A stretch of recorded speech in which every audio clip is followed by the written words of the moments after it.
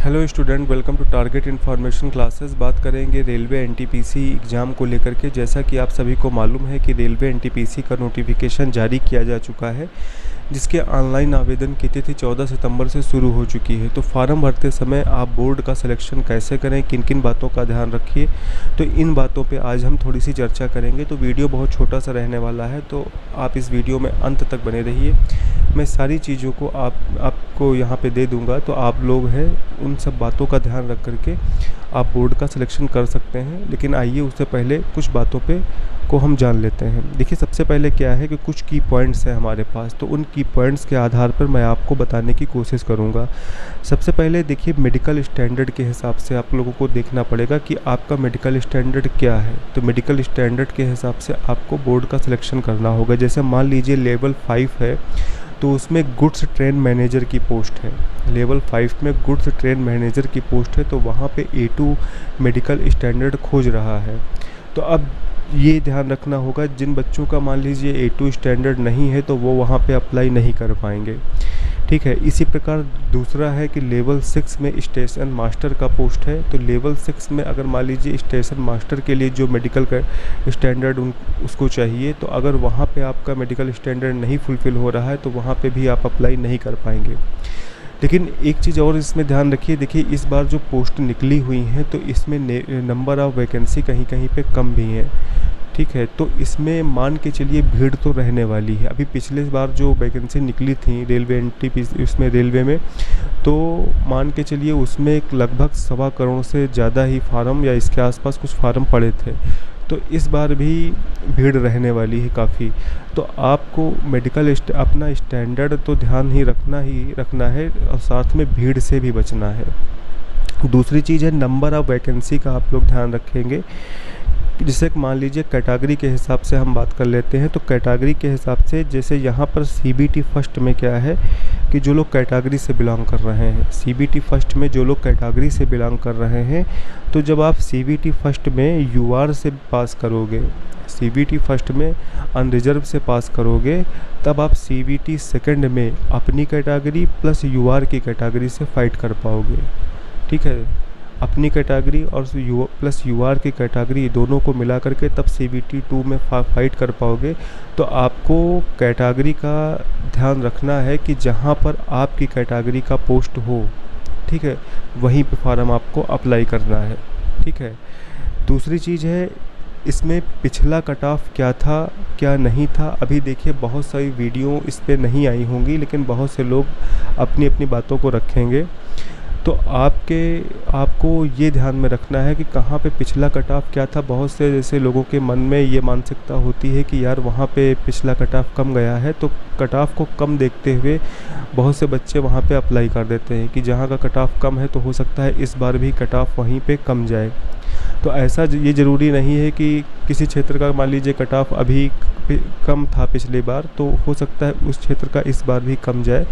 तो इस पे आपको ध्यान नहीं देना है, ठीक है। कट ऑफ कोई ज़रूरी नहीं है कि कहीं पे कम गया है पिछली बार तो इस बार भी कम जाए। तो कट ऑफ क्या रहा था पिछली बार, इसका आपको वीडियो नहीं देखना है, ठीक है, किसी भी यूट्यूब चैनल पे। उसके बाद अगर हम बात करेंगे तो नंबर ऑफ़ वैकेंसी की बात करेंगे। नंबर ऑफ़ वैकेंसी में आपको 2 बातों का ध्यान रखना होगा, जैसे मैक्सिमम वैकेंसी और मिनिमम वैकेंसी। देखिए, ज़्यादातर मानसिकता यही रहती है कि जहाँ पे ज़्यादा वैकेंसी होती है स्टूडेंट वहाँ पे अप्लाई करने के लिए पहले सोचता है कि जहाँ पे ज़्यादा वैकेंसी है वहाँ पर सिलेक्शन होने का चांस है ज़्यादा है। तो लोगों के मन में ये धारणा ज़्यादा रहती है। और जहाँ पे कम वैकेंसी है, देखिए रिस्क वहाँ पे भी होता है। ज़्यादा वैकेंसी है तो भी आप सब लोग उसी तरफ भागते हैं, यानी कि भीड़ वहीं पे है। जहाँ पे मैक्सिमम वैकेंसी है तो भीड़ मान लीजिए वहीं भागती है, और जहाँ पे कम वैकेंसी है तो वहाँ भी सिलेक्शन के लिए रिस्क थोड़ा सा वहाँ भी रहता है। तो आपको ये ध्यान में रखना होगा कि वैकेंसी नंबर ऑफ़ वैकेंसी कहाँ पर कितनी है, इन बातों का थोड़ा सा आप लोगों को ध्यान में रख करके तब जो है बोर्ड का चयन करना पड़ेगा। तीसरी चीज़ है कि आपकी तैयारी कैसी है।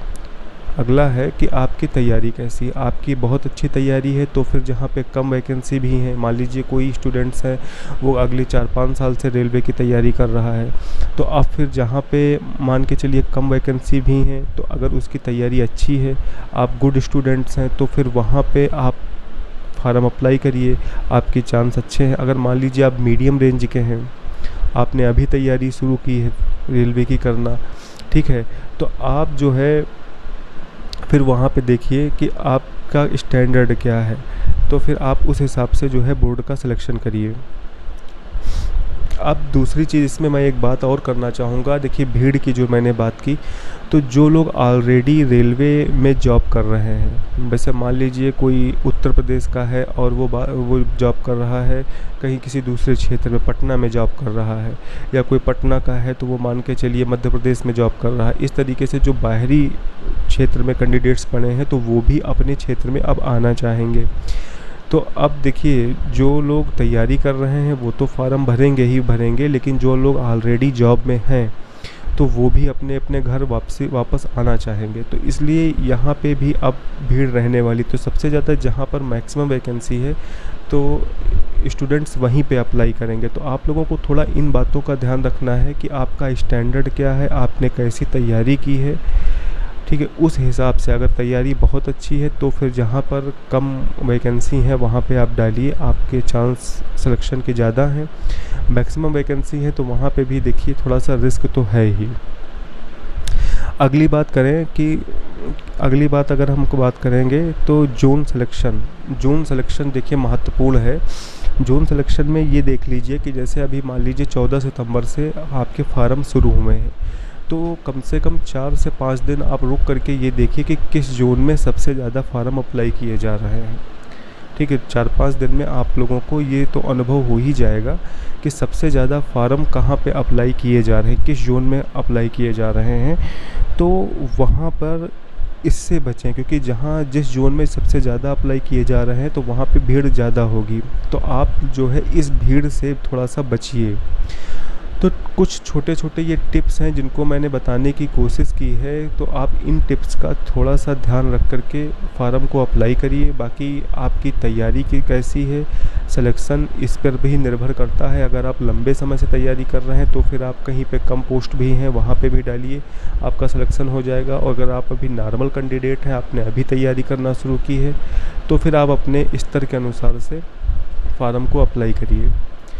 तो मैं छोटी ही वीडियो बनाऊंगा, इस पर वीडियो ज़्यादा लंबी मत ना हो जाए, और मैंने जितनी बातें बताई हैं मैं आपको दे दूंगा इन सब की पॉइंट्स, तो आप लोग इस वीडियो में देख सकते हैं।